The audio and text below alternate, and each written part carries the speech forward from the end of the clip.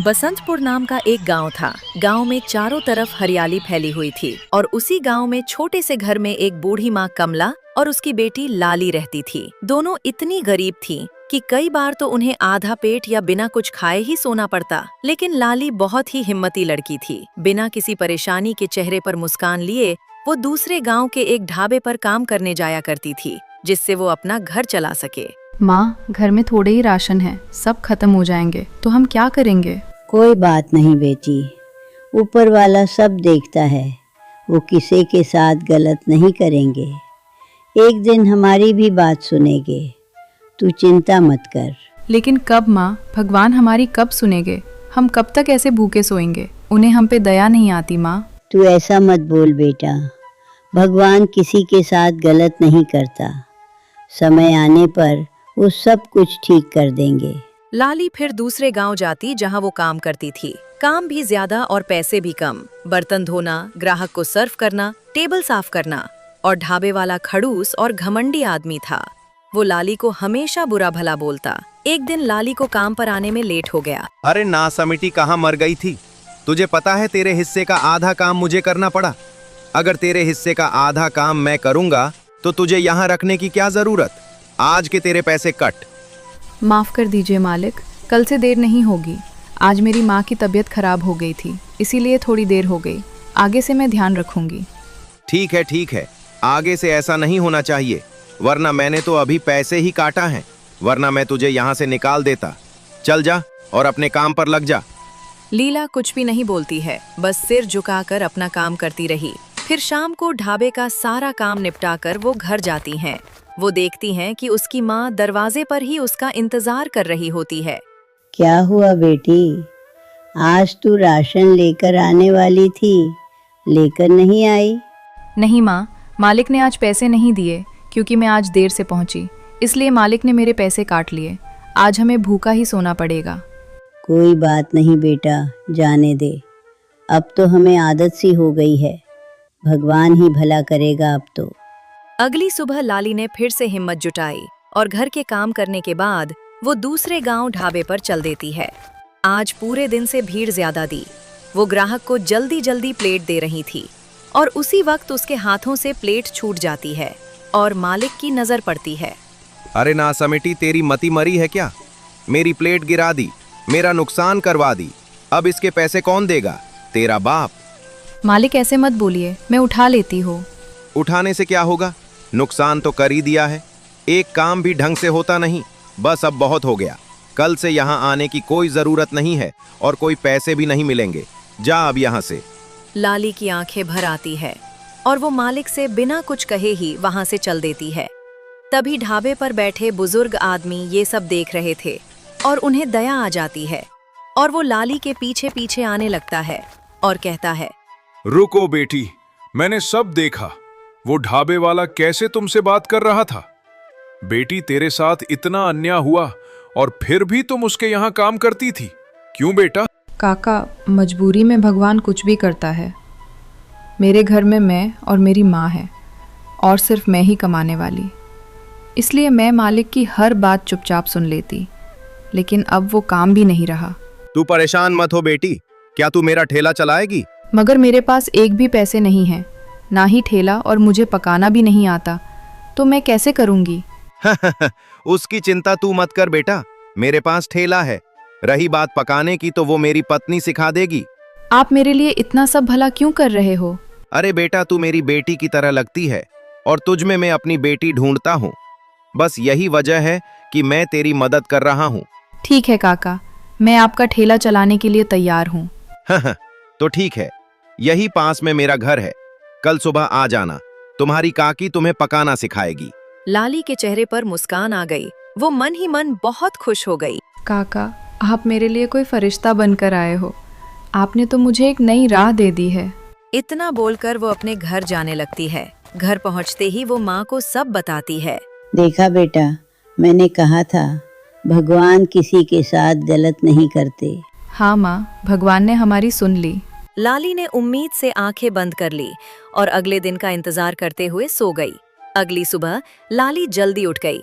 उसकी माँ अभी सोई हुई थी। लाली के चेहरे पर एक नई उम्मीद की लो चमक रही थी। वो जल्दी जल्दी घर के सभी काम करने के बाद सीधा काका के घर पर पहुंची। काका बाहर ही खड़े मिले। आ गई बेटी, मैं तेरा ही इंतजार कर रहा था। मुझे पता थी कि तू आएगी। आओ बेटा, घर के अंदर आओ। तुम्हारी काकी भी अंदर है। आज से तुम्हारी जिंदगी एक नए मोड़ पर जाएगी।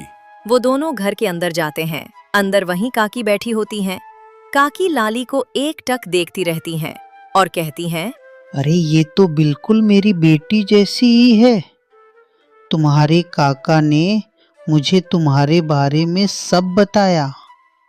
उस ढाबे वाले ने तुम्हारे साथ अच्छा नहीं किया, लेकिन कोई बात नहीं, मैं हूं ना तुम्हारी काकी, में तुम्हें सब सिखा दूंगी।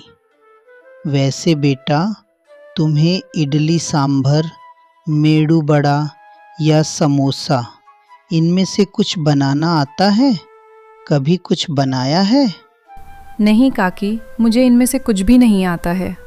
काकी थोड़ी देर सोचने लगती है। कोई बात नहीं बेटा, लेकिन तुम घर में कुछ ऐसा बनाई हो जो सब नाश्ते में खाते हो। हाँ काकी, मैं नाश्ते में घर में प्याज मिर्च के पकौड़े बनाया करती हूँ। लेकिन पकोड़े की डिमांड तो सिर्फ बरसात में ही बिकते हैं, और ये आलू मिर्च के पकोड़े ज्यादा नहीं बिकते हैं। और वैसे भी आजकल सब लोग मीट के दीवाने हैं। काकी कुछ देर सोच में डूबी रही और कुछ देर बाद कहीं, अब हम ऐसा करेंगे जो लोगों ने सोचा भी न हो। आपके कहने का मतलब क्या है काकी? हम ऐसा क्या करेंगे? आजकल सब मीट ज़्यादा खा रहे हैं, तो क्यों ना हम मीट के ही पकोड़े बनाएं, जैसे मटन और चिकन के पकोड़े। लोग पसंद भी करेंगे। लेकिन मुझे मीट के पकौड़े बनाना नहीं आता है। तू परेशान मत हो बेटी, मैं किस लिए हूँ, मैं सिखाऊंगी ना तुम्हें मीट के पकोड़े बनाना। ठीक है, अब से तय हुआ कि अब से लाली के ठेले पर मीट के पकोड़े ही बिकेंगे। लाली के चेहरे पर मुस्कान आ जाती है और कहती है, सच में काका, मुझे तो यकीन नहीं हो रहा कि मेरा खुद का ठेला होगा। हाँ बेटी, अब से तेरी नई शुरुआत है। चलिए जी, आप बाजार जाकर मीट और बेसन ले आइए। लाली को आज ही सिखाऊंगी मीट के पकोड़े। काका तुरंत बाजार चले जाते और बाजार से बेसन, मीट और जरूरी मसाले लेकर आते हैं। काकी ने बेसन का घोल बनाया और मीट को छोटे छोटे टुकड़ों में काट कर रख देती है, और लाली काकी को बड़े ध्यान से देख रही थी। काकी, आपने ये मसाले को ऐसे क्यों रख दिया है? अरे बेटा, मसाले को ऐसे आधे घंटे तक रखने से मसाले अच्छी तरह मीट में मेल्ट हो जाते हैं और पकोड़े अच्छी तरह कुरकुरे और मज़ेदार बनते हैं। फिर काकी ने मीट को तेल भरे कढ़ाई में डाल देती है। तेल में पकोड़े डलते ही पूरे घर में खुशबू फैल जाती है। कुछ समय बाद पकोड़े बन गए। फिर काका और लाली पकोड़े को चख कर देखा और कहा, अरे वाह, क्या पकोड़े बने हैं ये। पकोड़े तो गांव में धूम मचा देंगे। सच में बहुत करारे और मजेदार बने हैं। काकी, आपके हाथों में तो जादू है। अब ये जादू तुम्हें सीखना है और तुम्हें भी ऐसे ही मज़ेदार पकोड़े बनाना है। मैंने जैसे बनाए हैं तुम्हें याद है ना? हाँ काकी, मुझे याद है। मैं आपकी तरह बनाने की कोशिश करूंगी। फिर घर के बाहर काका ने ठेला पहले से ही रख दिया था। अब से ये ठेला तुम्हारा। पहले मैं ये ठेला चलाया करता था, लेकिन जब से मैं बूढ़ा हो गया हूँ तब से ये पड़ा है। तो मैं चाहता हूँ कि अब तुम ये ठेला चलाओ। शुक्रिया काका, मैं आपका ये एहसान मैं कभी भी नहीं भूलूंगी। मैं आपकी उम्मीदों पर खड़ी उतरूंगी। ये क्या बेटी, तुम अपने आप को हमारी बेटी भी मानती हो और एहसान भी बोल रही हो। हम चाहते हैं कि तुम अब नई शुरुआत करो। शाम को लाली थोड़े से पकौड़े अपने साथ घर ले जाती है और माँ को दे देती है। माँ पकौड़े खाकर कहती है, सही में पकौड़े लाजवाब बने हैं।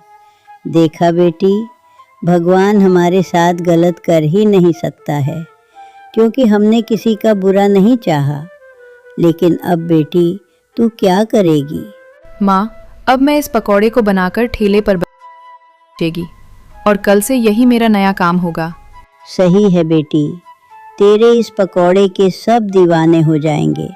भगवान तेरी मेहनत रंग लाए। अब पहली बार लाली के चेहरे पर नई उम्मीद झलक रही थी। अगली सुबह लाली बड़े जोश में जल्दी उठ जाती है। बेटी, आज तेरा पहला दिन है, तो भगवान का नाम लेकर जा। भगवान सब अच्छा करेंगे। लाली अपना ठेला लेकर चौराहे पर लगा देती है। लाली जैसे ही पकौड़ों को तेल में डालती हैं, चौराहे के चारों तरफ खुशबू फैल जाती है। पास ही दो आदमी खड़े होकर लाली के ठेले पर देख रहे थे, लेकिन वो लाली के ठेले पर नहीं आते हैं। फिर उसके बाद दो आदमी बाजार से लौट रहे थे। उन्होंने लाली का ठेला देखा और उसे ठेले के पास गए और कहें, अरे लाली, तुम तो दूसरे गांव के ढाबे पर काम करती थी ना, अब खुद का ठेला खोल लिया? हाँ भैया, अब मैं खुद का ठेला चलाती हूँ। सही है लाली, वो ढाबे वाला तो बहुत ही खड़ूस था। अच्छा हुआ कि तुम अपना खुद का ठेला खोल ली। वैसे क्या बना रही हो लाली? भैया, मैं मीट के पकौड़े बना रही हूँ। ये मेरी स्पेशल डिश है। मीट के पकौड़े? ये क्या है? मैंने तो पहली बार नाम सुन रहा हूँ। ये तो कुछ अलग सा लग रहा है। लगाओ 2 प्लेट, फिर चख के बताते हैं। ग्राहक के इतना बोलते ही लाली उनके प्लेट लगा देती है। ग्राहक मीट के पकौड़े खाते ही हैरान हो जाते हैं और कहते हैं, अरे वाह, ये मीट के पकौड़े मैंने पहली बार खाए हैं, लेकिन लाजवाब लग रहे हैं। कुरकुरे और टेस्टी भी है। ये तो कमाल के पकौड़े हैं। लाली के चेहरे पर मुस्कान आ गई। उसकी खुशी का तो ठिकाना ही नहीं था, मानो उसे सब कुछ मिल गया था। तभी उनमें से पहला ग्राहक बोलता है, ये तो मेरी पत्नी को भी बहुत पसंद आएंगे लाली, 1 प्लेट मेरे लिए पार्सल कर देना। देखते ही देखते भीड़ बढ़ गई और लोगों के ऑर्डर आने लगे। लाली अब बहुत खुश थी। शाम तक सारे पकौड़े बिक गईं। फिर वो अपना ठेला समेटती है और काका काकी के घर पर जाती है। फिर कहती है, काका काकी, आपने तो मेरी दुनिया बदल दी। आज मेरा पहला दिन था और आज ही बहुत सारे ग्राहक मेरे ठेले पर आए और एक भी पकौड़े नहीं बचे। बेटा, ये तो तेरी मेहनत के फल है। हमने तो बस रास्ता दिखाया है, बस तू उस रास्ते पर चलती जा। भगवान तुझे खूब तरक्की देगा। फिर वो अपने घर जाती है। घर पर उसकी माँ दरवाजे पर इंतजार कर रही थी। कैसा रहा बेटी आज का दिन? सब खैरियत से तो था ना बेटी? हाँ माँ, आज मैं बहुत खुश हूँ। मेरे पहले दिन में ही बहुत ग्राहक आए और सभी को मेरे पकौड़े पसंद आए। अब हम भूखे नहीं सोएंगे। और उस दिन वो चैन की नींद सोई थी, क्योंकि भूख की जगह पेट भरा था और बेबसी की जगह उम्मीद। बहुत जल्द ही गांव की गलियों में लाली की एक नई पहचान बन गई और उनके हालात पहले से बहुत अच्छे हो गए